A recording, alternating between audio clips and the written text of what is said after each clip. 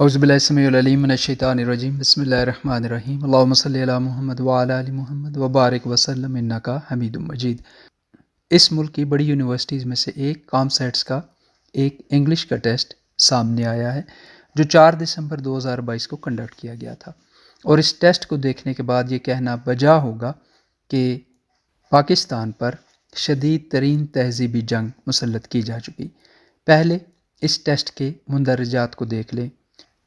اس quiz test میں university کے student سے ایک فرضی قصے کی بنیاد پر پوچھے گئے سوالوں کے جواب مانگے گئے۔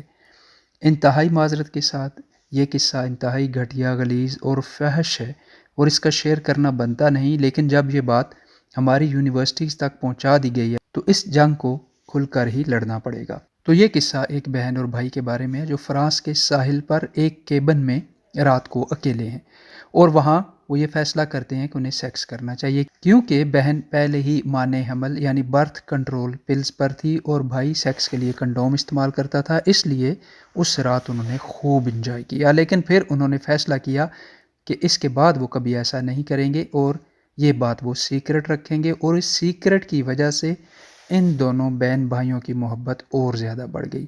اور پھر اس قصے کے بعد سوال کچھ یوں ترتیب دیے گئے: آپ کا اس قصے کے بارے میں کیا خیال ہے؟ کیا اس طرح سے بہن بھائی کا سیکس کرنا صحیح ہے؟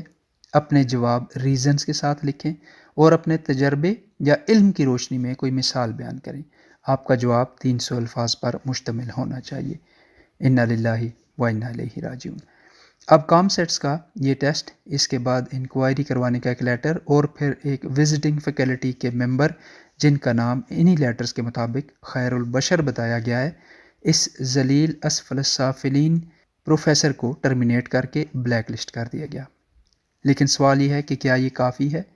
کیا ہم یہ سوچ رہے ہیں کہ اس گندی سوچ کو زرخیز نوجوان ذہنوں میں بونے والا یہ خیر البشر ایک اکیلا شخص تھا؟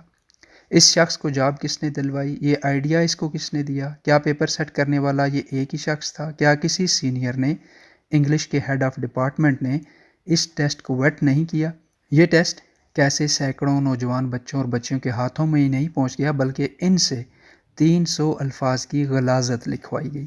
جس طرح ایک گہرے زخم کا نشان ساری عمر انسان کے ساتھ رہتا ہے، بالکل ایسے ہی نیکی کے اثرات اور بدی کے مضمرات انسان کی سوچ کو کبھی نہیں چھوڑتے۔ بچوں نے اپنے نمبروں کے لیے جھوٹی سچی کہانیاں بنائی ہوں گی، اور یہ کہانیاں ان بچے اور بچیوں کے لیے شوگر کوٹڈ زہر کی گولیاں تھیں جو کام سیٹ یونیورسٹی اور اس کی انتظامیہ کے گٹھ جوڑ کی وجہ سے ان بچوں کو زبردستی دی گئیں۔ کیا ایسے شخص کو اور اس کے ایکمپلیسز کو جیل میں نہیں ہونا چاہیے؟ کیا اس شخص کو اور اس کی ٹیم کو ٹیچنگ سے پورے پاکستان میں بین نہیں کرنا چاہیے؟ اور یہ بھی بہت ضروری ہے کہ ہم یہ سمجھ سکیں کہ یہ سارا کچھ کس ماحول میں ہو رہا ہے۔ پاکستان پچھلے 10 ماہ سے یعنی 9 اپریل 2022 سے مغرب کی شدید ترین جلغار میں ہے۔ طالبان کی حکومت کو دشمن پاکستان بنایا اور بتایا جا رہا ہے۔ پاکستان اکنامکلی بقول اس کے وزیر دفاع کے ڈیفالٹ کر چکا، سیاسی طور پر یہ ملک فریکچرڈ کر دیا گیا، اس کے ایٹمی اثاثوں پر سوالیہ نشان اٹھائے جا رہے ہیں، اور اس کی عدالتیں پوچھ پوچھ کر سانس لے رہی ہیں۔ اور اس پورے ماحول میں اس ملک کی بڑی یونیورسٹی میں لبرلز کا یہ شدید ترین اٹیک ہوا ہے، اور ہمیں یہ بتایا جا رہا ہے کہ اس کینسر کا علاج ڈسپرین سے کر دیا، پروفیسر صاحب کو کام سیٹ سے فارغ اور وہاں پر بلیک لسٹ کر دیا گیا۔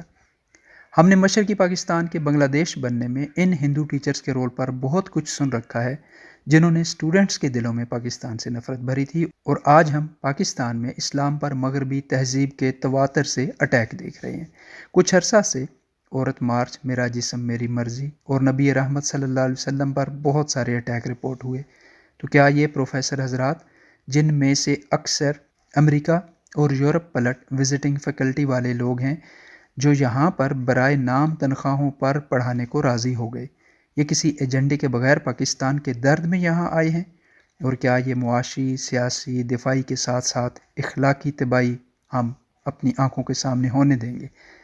LGBT rights, gay marriages, live in relationships اور ان جیسی بہت ساری خباثتیں اب UN کے ایجنڈے کا حصہ ہیں، اور جس طرح یہ ملک اس وقت مغرب کے غلاموں کے پنجوں میں ہے، یہ سارا کچھ کسی بہت بڑی سکیم کا حصہ ہو سکتا ہے۔ اور یاد یہ بھی رکھنا ہے کہ یہ جنگ اب شاید پاکستان اس کے دفاع اکانومی اور سیاست کی ہی نہیں رہی بلکہ روح محمدی کی بھی بن چکی، کیونکہ اقبال کی مشہور نظم ابلیس کا ایک شعر ہے، وہ فاقہ کش کے موت سے ڈرتا نہیں ذرا، روح محمد اس کے بدن سے نکال دو، پاکستانیوں جاگتے رہنا۔